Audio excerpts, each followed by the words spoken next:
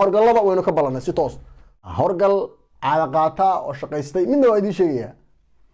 warkan hadda maanta hadlay Logator waba ninka aad u jeedaan shahwa kula kulmay waxa weeye dal kula dhan ee sharciyada wadooyinka wareegay bila camalka cigaanna lay waa ku filan yihiin habar jecel waa ku filan yihiin si toos waxa googoosanaya waa cigaanna lay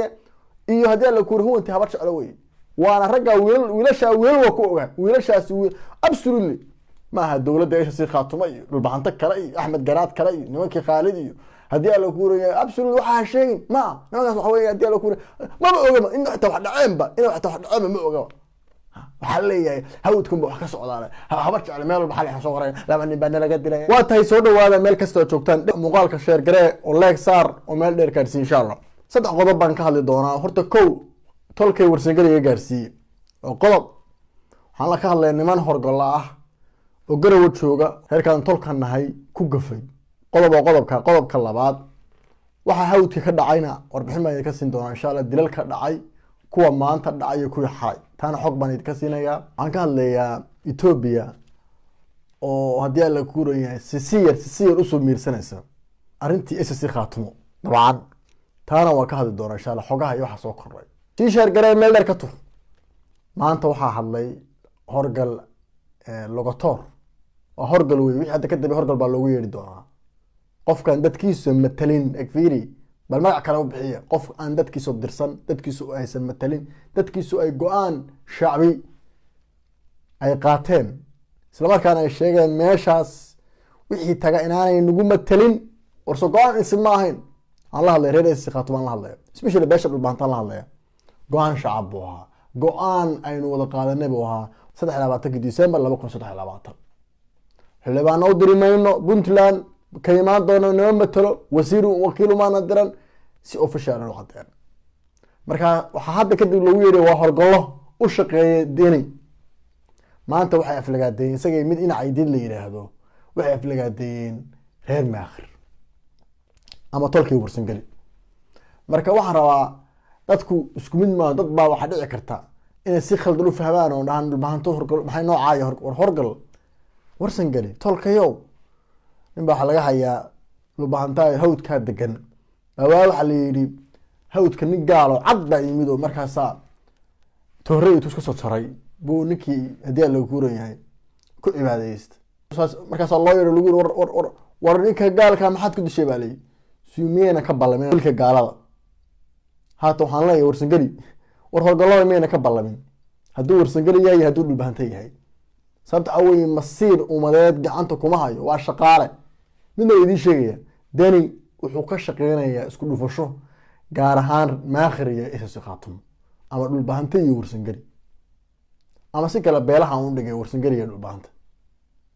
wuxuu ogaaday inaynu aad isku dhownahay xulufanahay hadda moogta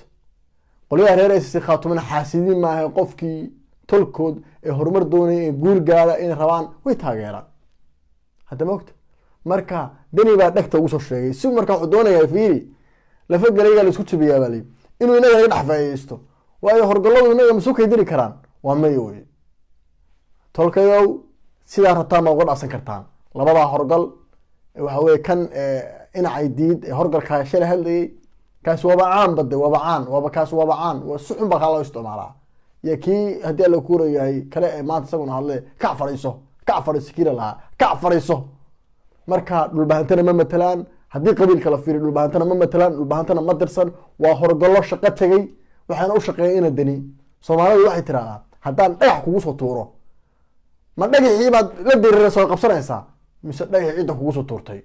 may dhagaxii kugu soo tuurtay waad qabsanaysaa marka waxa weey inta soo tuurtay waa dani weey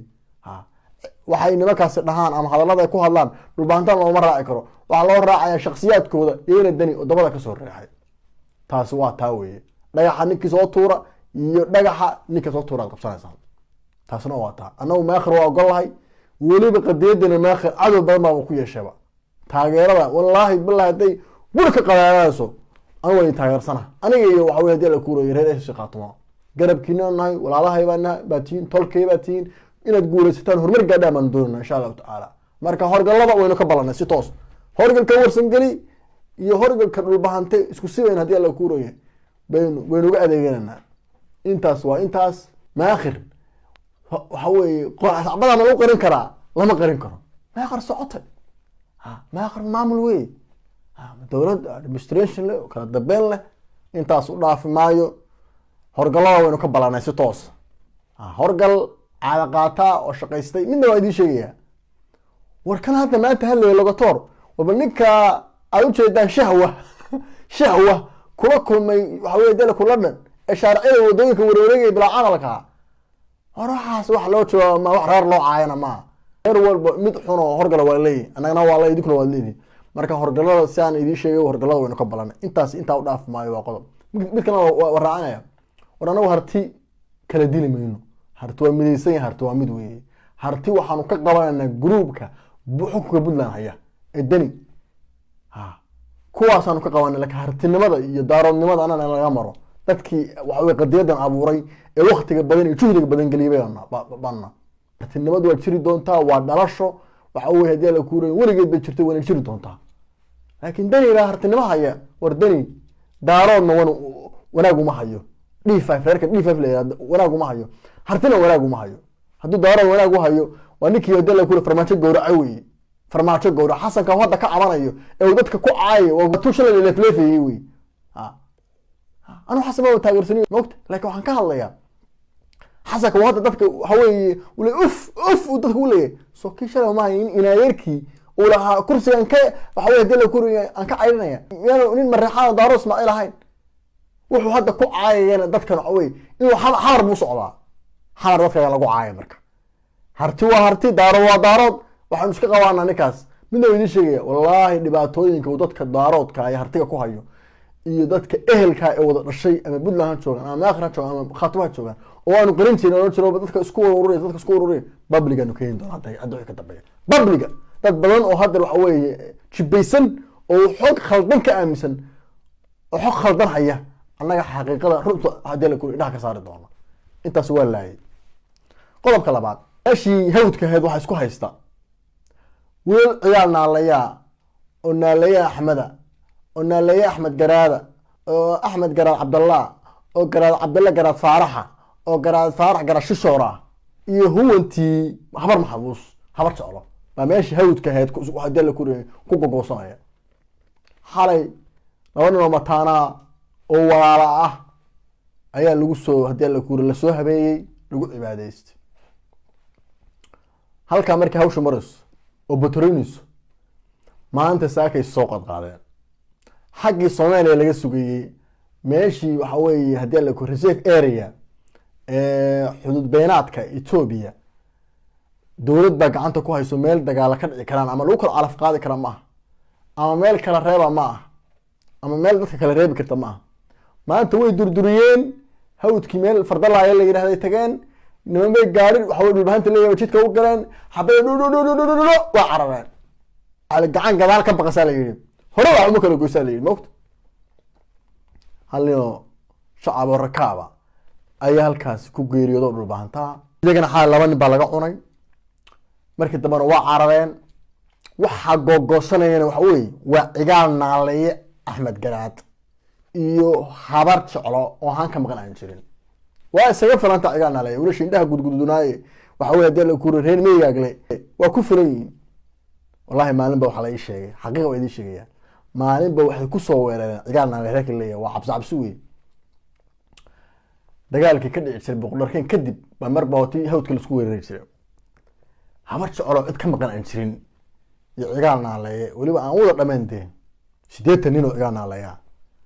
bay isku heleen afaafka hore miiga gale. ilaahay baan ku dhaartay marinii kala furteen. hadda nimankaas 8 kan wax la dagaalameen ku dhawaad 3,000 ama 2,500 oo huwantii habar maxbuus akhatalu talabsadeen midkooda ka talabsadeen wallahi waa cabsi weey. marka oo hadda waxaan leeyahay waxa weeye reserve area ku cararine kaalay badda meelaha Soomaaliya hubku soo xaaraanta ka ahayn meelaha kaalay halu kala calaf qaaday. midna idin sheegaya gaadmahan idinkana faa'iido kuma jiro anagana faa'iido nagu jiro. haddaan noo soo gudaan oo mid wax weey hadii la kuurayahay afrinimo ku dishaan haddaan idin soo gudno oo aanu loo cagta marino hadda moogta faa'iido laga heli maayo. faa'iido waxay ku jirtaa in kala reebta la yimaado kala reebta cigaal naale waa ku filan yihiin habar jecel waa ku filan yihiin si toosa waxa googoosanaya waa cigaal naale iyo haddii la ku ruunti habar jecel wey waana ragga wiilasha wiil waa ku ogaa wiilashaas absolutely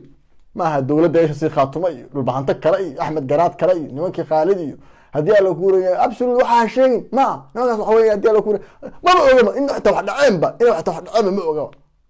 waxa leeyahay hawdkum wax ka socdaan habar jecel meel walba xal soo qoreen laba nin baa laga dilay laba nin mogt ma dagaalku waxa weeye waa cigaal naale habar jecel wey si toos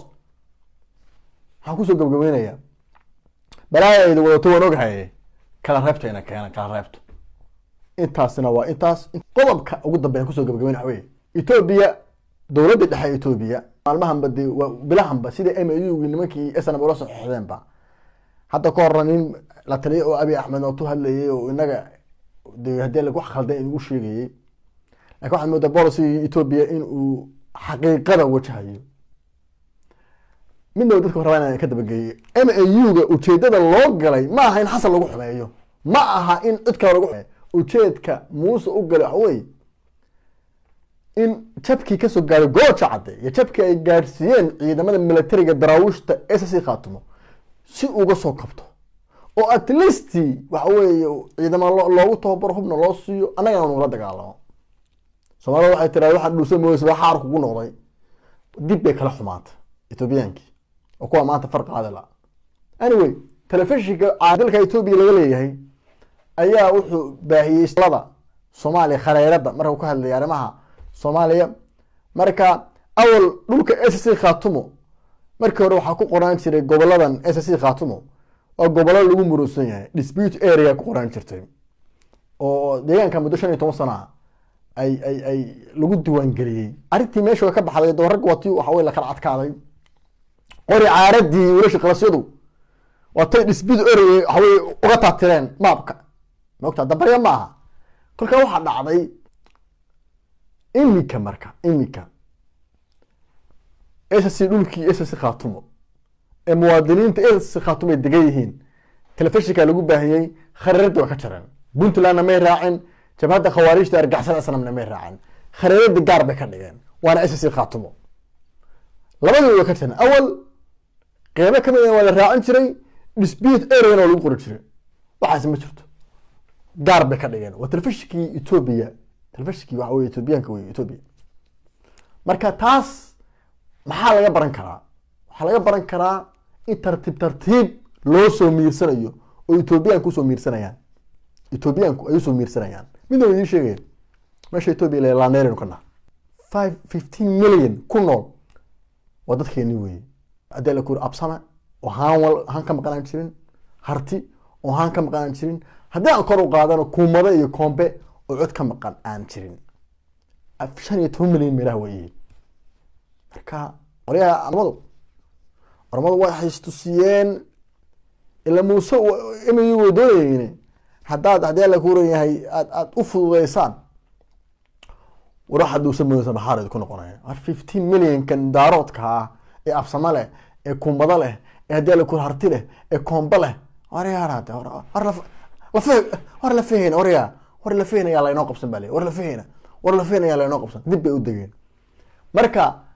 tartiib baa loo soo miirsanayaa maalin dhow oo aan fogeyna muwaadiniinta SSC Khaatumo waxaan ugu bashaaraynayaa waxaad maqli doontaan dawladda Ethiopia oo waxaan doonaynaa inaan la macaamilo dawladda baaxadda weyn SSC Khaatumo habciidsan mogt marka taasna waa taa weeye waxa ninka Muuse waxa weeye waa ku xunta xaaladdu hay dhulbaahantay ila duuli hub isi عاوزة تكوتا موقت انت انا ويدي كدب جينيا حالد والسيف ان شاء الله تعالى خير ببيرتين ان شاء الله